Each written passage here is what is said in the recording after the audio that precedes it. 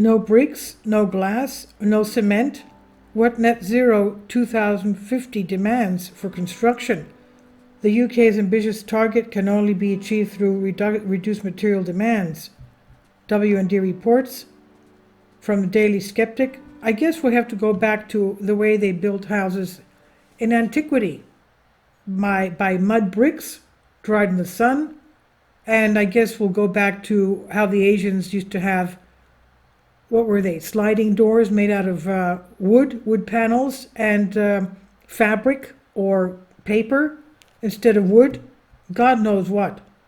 So, the Daily Skeptic reports no bricks, the walls and foundations made of compacted earth, cement made from clay and glass scavenged from demolition skips are just some of the construction changes needed to comply with a net zero by 2050.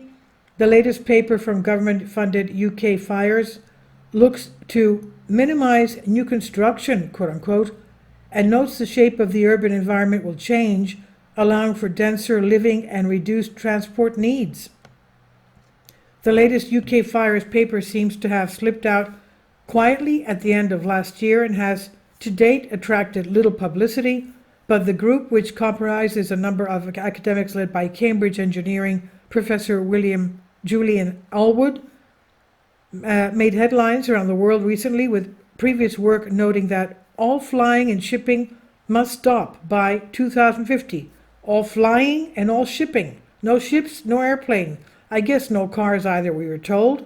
And I guess no trains. So what do? I guess, are we allowed to use an ox cart or a donkey or a mule or I don't know. Are we allowed to walk? No, we can't, because we can only live in 15-minute cities. I don't know what's going to be coming of us. Anyway, flying shipping must stop by 2050. Beef and lamb must be banned. And only 60% of energy will be available to cook food and heat homes. The group, which receives £5 million from government sources, is interested because it bases its recommendations on the brutal and many world argue honest, reliable, of absolute net zero. They would argue it does not assume that technological process still to be perfected or even invented will somehow lead to minimal disturbance in comfortable industrialized lifestyles. It could be further argued that its continued existence and pronouncements are important, since they highlight the dishonesty and deceit that surrounds many other not net zero promoters. UK Fire sees a future of construction based on stone, earth, and timber, along with components reused and repurposed from demolition. Recycled steel, cement, and bricks can be used. I don't know how you can recycle cement, really, but although this will be constrained, ration might be a better word, by a supply of non-emitting electricity under high demand.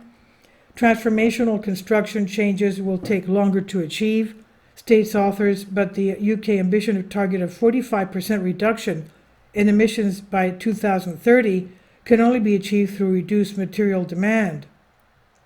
This is on W&D by Daily Skeptic. Please leave your comments and thank you for your support. Kindly support my Patreon account.